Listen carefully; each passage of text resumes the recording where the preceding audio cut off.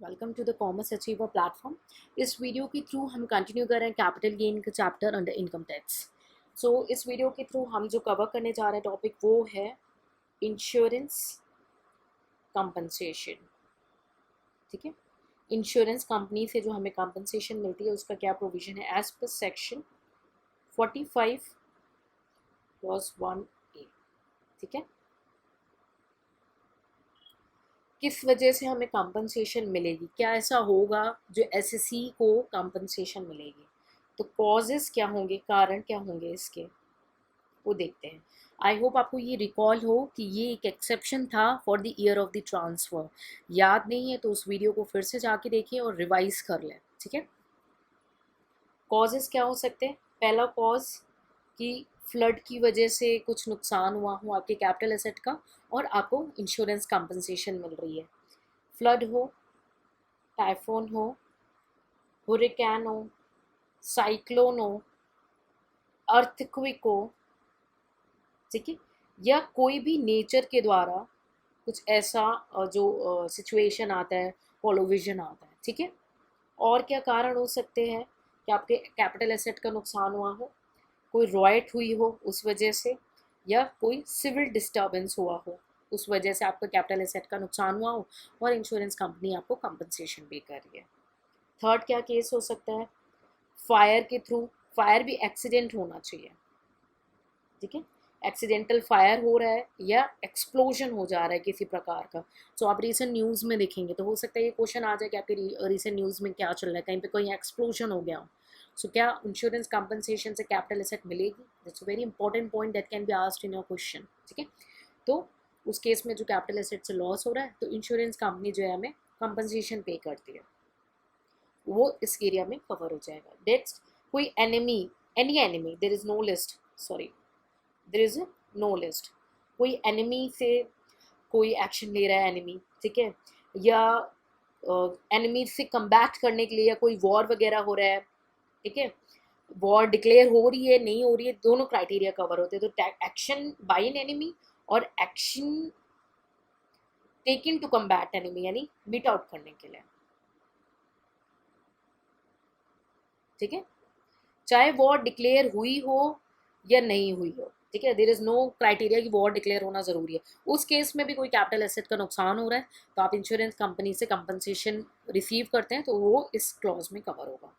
ठीक है, तो मैंने ये बता दिया कि कौन कौन से कारण आपको इंश्योरेंस कंपनी से कंपनसेशन मिल रहा है। ठीक है, तो किस ईयर में टैक्स लगेगा, टैक्स कब लगेगा,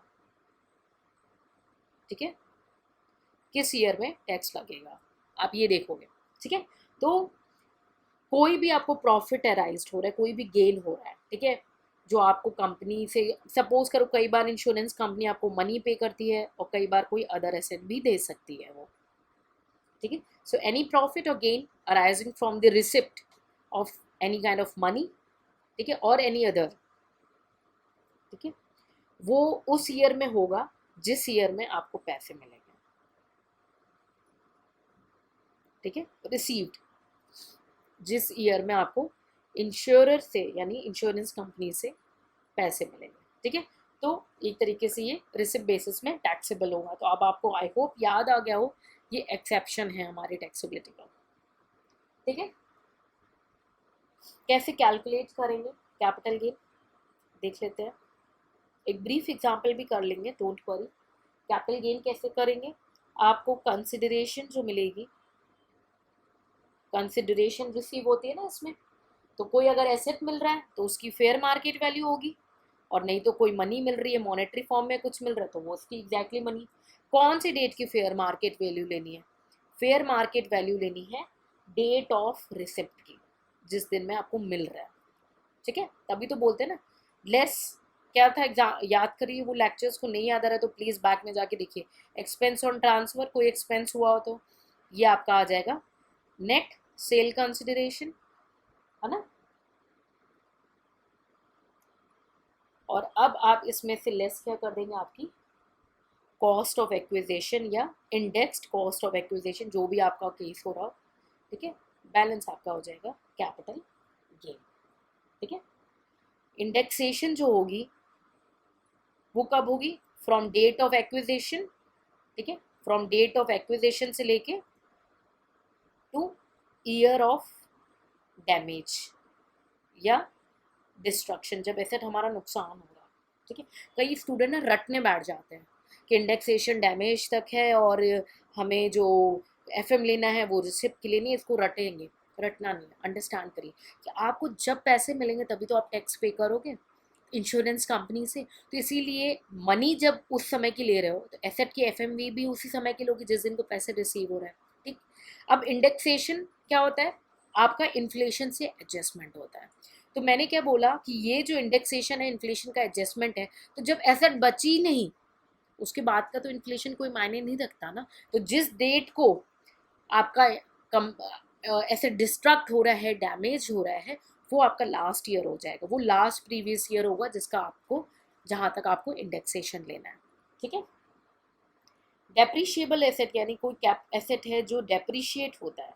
ठीक है, डेप्रिशिएबल एसेट में क्या होगा, जो भी आपको कंपनसेशन रिसीव हो रही है उससे आप WDV है एसेट की वो ट्रांसफर कर लेंगे।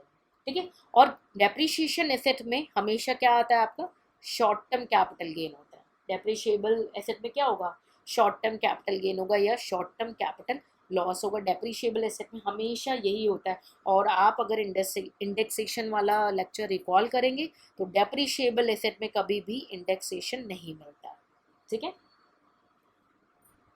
सो आई होप आपको क्लियर हो। तो चलिए अभी हम एग्जाम्पल देखते हैं। ठीक है, एक एसेट थी। ठीक है, एक पर्सन के पास एक एसेट थी, उसने उस एसेट को जो है वो परचेज किया था ₹4 लाख। ठीक है, कब, 1 मई 2015 में उसने एसेट को परचेज किया था एसएससी ने। ठीक है, अब फायर हो जाती है और फायर की वजह से एसेट जो है वो बर्स्ट हो जाती है, ख़राब हो जाती है, डैमेज हो जाती है। अब वो जो एसेट थी वो थी एक मशीनरी। ठीक है, जिसपे कि डेप्रिशिएशन लगता है 15% हर साल। ठीक है, इंश्योरेंस कंपनी से उसे जो है पैसे मिलते हैं। और ये जो फायर होती है, जो कैलेमिटी होती है, वो होती है इनकी अगस्त 2019 में। ठीक है, और कंपनी से जो पैसे मिलते हैं, इंश्योरेंस कंपनी से जो पैसे रिसीव होते हैं वो इनको मिलते हैं 6 लाख रुपए। ठीक है, 6 लाख रुपीज़ जो है इंश्योरेंस कंपनी से पैसे मिलते हैं वो मिलते हैं 15 मार्च 2020 में। अब आपको इस केस में आपको टैक्स ट्रीटमेंट कैलकुलेट करना है। ठीक है, तो चलिए सॉल्यूशन की ओर बढ़ते हैं। तो सबसे पहले आपकी मशीनरी क्या थी, 4 लाख की मशीन थी ना, तो डेप्रिशिएबल एसेट है, ये ध्यान दीजिए। ठीक है, अब ये जो मशीन की कॉस्ट थी ये थी आपकी कब की परचेज थी, 1/5/2015 की। अब इसका WDV डेप्रिशिएशन लगा दीजिए। ठीक है, आई होप आपको इतना बेसिक तो आता होगा कि WDV कैसे लगाना है।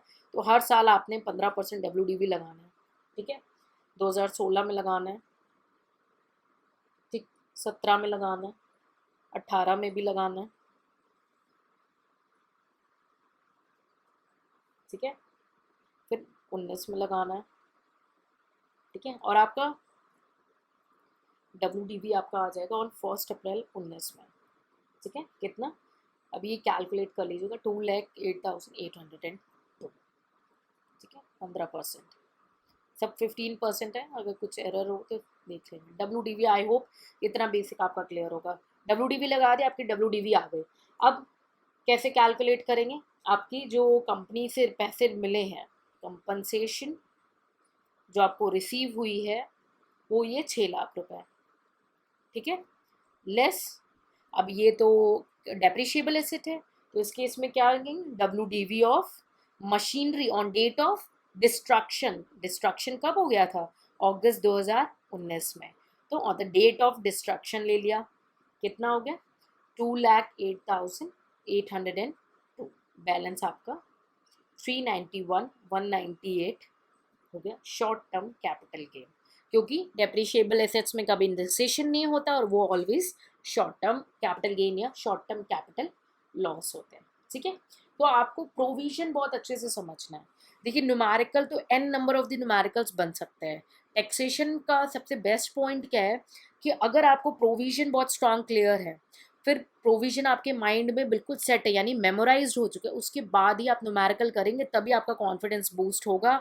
नहीं तो आपको लगेगा आपको कुछ नहीं आता। ठीक है। और काफ़ी बच्चे टेक्स्ट को इतना स्ट्रांगली कवर कर लेते हैं कि कैसे भी क्वेश्चन है दे कैन ईजिली डील, है ना। तो प्रोविजन को बहुत ही स्ट्रांगली अंडरस्टैंड करना है। ठीक है। तो आई होप आपको ये प्रोविजन भी अच्छे से क्लियर हो गया हो। ठीक है। और ये एग्जाम्पल भी। ठीक है। There can be an an number of the questions हो, तो जो टेस्ट सीरीज वगैरह में हम हर बार नए डिफरेंट क्वेश्चंस ले आते तो आपको आइडिया लग जाता होगा। ठीक है। So I hope it's all clear. In case of any doubt feel free to ask in the comment section. Take care, see you in the next lecture.